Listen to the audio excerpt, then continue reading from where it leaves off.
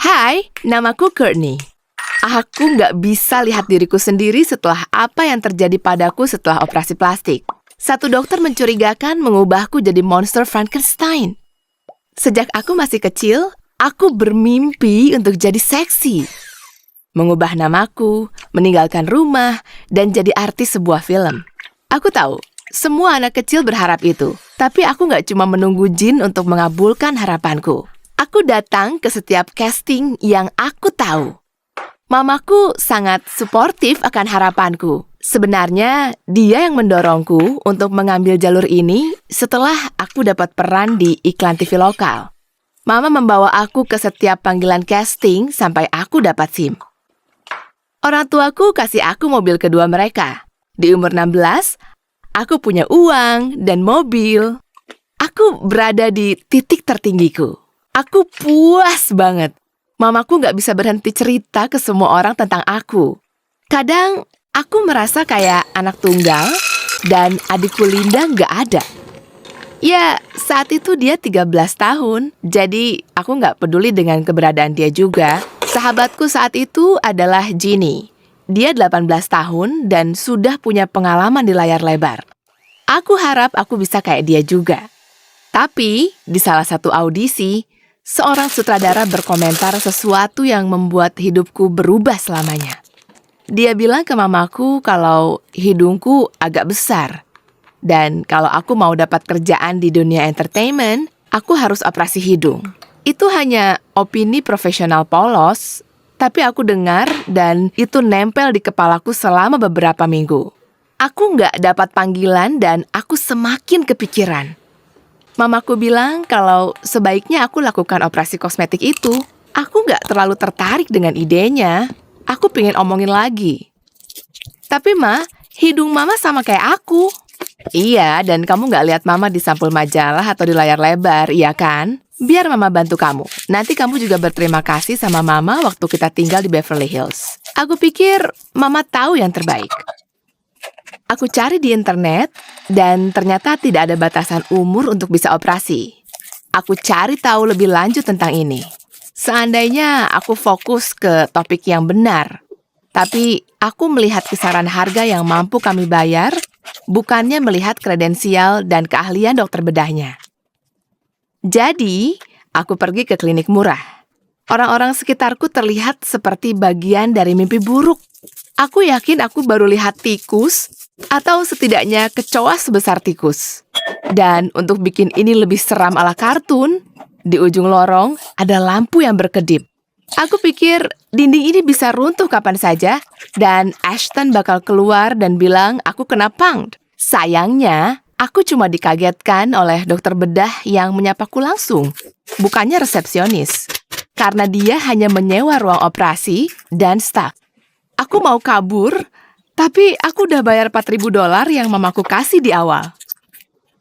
Setelah beberapa minggu, perbannya dilepas. Dan bengkaknya mereda. 2 lubang hidungku bentuknya beda, dan tulangnya keluar. Parah banget. Aku lihat itu, mamaku lihat itu, bahkan dokternya lihat itu. Kami jadi berdebat. Dia berusaha keluar dari situasi ini dan bilang kalau nantinya ini akan membaik. Mamaku bertarung untukku bagai singa betina yang menjaga anaknya. Jadi, pada akhirnya, dia setuju untuk melakukan operasi perbaikan. 3 bulan lagi. Setidaknya nggak ada yang lihat aku di sekolah karena aku keluar. Aku nggak bisa kayak aku dulu.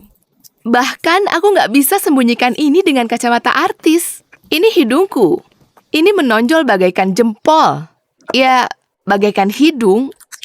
Mamaku berlaku sebagai agenku. Jelas dia terpaksa menolak semua proposal photoshoot aku untuk sementara waktu. Mama kesal dan jadi dingin ke aku. Aku jadi mulai gelisah. Aku mulai merokok berlebihan, hingga akhirnya nggak ada panggilan lagi. Itulah dunia entertainment. Mama menangkapku merokok, jadi aku berhenti. Tapi aku melakukan hal lain. Aku mulai makan karena stres. Aku sadar beratku naik. Mamaku memberi aku pil diet untuk mengontrol makanku. Aku sangat gelisah karena aku ingin dioperasi secepat mungkin. 6 bulan itu benar-benar penuh ketegangan. Ya, 6 bulan. Karena setelah 3 bulan pertama, dokter bedahnya pergi liburan ke negara di Eropa untuk operasi di sana. Aku pikir dia hanya kabur ke luar negeri. Sayangnya, enggak. Kali ini, staf di ruangannya lebih dikit lagi. Dia memberikanku obat biusnya sendiri, dan hanya bius lokal. Rasanya sakit banget. Tapi setidaknya aku tahu dia nggak bikin aku jadi manusia kelabang. Dan lebihnya lagi, dia angkat telepon di tengah operasi dan keluar. Selama 20 menit, aku cuma duduk di ruangan sama orang tanpa wajah. Aku merasa kayak di mimpi. Tapi itu baru awal mula dari mimpi buruk. Hidungku kelihatan berantakan. Aku mulai merokok lagi. Beberapa minggu berlalu, ini mulai sembuh. Tapi di ujung hidungku, kulitnya mulai jadi hitam dan bau dan membengkak. Kami mengunjungi Jack the Ripper-ku. Kali ini, dia defensif. Dia bilang ini salahku, karena aku pakai pil dan merokok. Dan sekarang, dia nggak mau tanggung jawab. Mamaku diam saja. Waktu kami keluar, aku tanya dia, kenapa mama nggak bilang apa-apa? Apa gunanya? Salah kamu sendiri sih. Mama harap Linda lebih pintar dari kamu.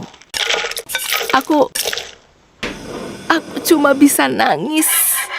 Kami pergi ke rumah sakit beneran. Aku didiagnosis kena nekrosis di kulitku. Dengan kata lain, sel kulitku mulai mati. Mereka buang bagian itu supaya aku nggak mati. Hidungku hancur. Setelah itu, aku agak berharap mereka membiarkan aku mati saja. Aku tetap di rumah dengan tirai ditutup seharian. Sepertinya sesuai untuk tinggal seperti vampir ketika kamu kayak vampir. Aku mulai minum darah, Kristus, karena merokok nggak bisa kalau di rumah seharian. Tapi kali ini aku nggak nafsu makan, jadi beratku stabil. Yeay.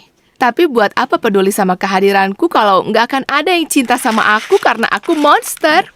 Linda berusaha bicara padaku beberapa kali, tapi aku teriak menyuruhnya keluar dari kamarku. Mamaku bahkan nggak berusaha pura-pura peduli perasaanku. Sekarang aku nggak ada di mata dia. Untuk menjauhkan pikiranku dari pikiran gelap, papaku membawakanku koleksi DVD-nya. Aku mulai nonton maraton film sci-fi. Dari Star Wars yang lama sampai franchise Alien yang baru, dan semua film boomer lainnya. Kecuali film-film penyihir. Karena itu terlalu dekat denganku. Aku pikir semua orang di sekolah pasti menyebut aku sama kayak dia yang tidak boleh disebut namanya. Lalu, aku menonton Cloud Atlas. Dan menarik banget gimana mereka bisa mengubah aktornya. Jadi, aku cari di Google dan nonton banyak video how-to di YouTube. Ternyata ada banyak banget cara untuk melakukan itu di hari gini. Dan aku belajar cara menutupi hidungku dan mengubah beberapa bagian hanya dengan make up dan prostetik. Aku suka banget. Aku pergi ke mall dan gak ada yang mengenalku atau melihatku. Aku jadi percaya diri dan ketemu temanku Ginny dari masa-masa photoshoot bareng. Dia sekarang main serial spin-off dari spin-off remaja vampir. Kamu nggak akan percaya apa yang terjadi selanjutnya. Enggak, aku nggak di-casting jadi vampir. Dengan bantuan Ginny, aku dapat kerja sebagai asisten makeup artist di set.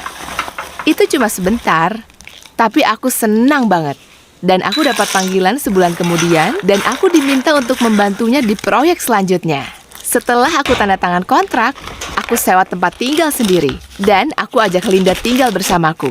Aku nggak mau dia jadi kayak aku, mengejar mimpi mamaku. Dalam hampir setahun, aku berhasil menyimpan uang yang cukup untuk operasi di klinik yang lebih baik.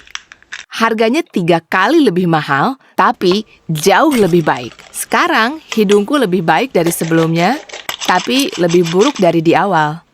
Mereka bilang, hati-hati dalam berharap, karena bisa saja jadi nyata.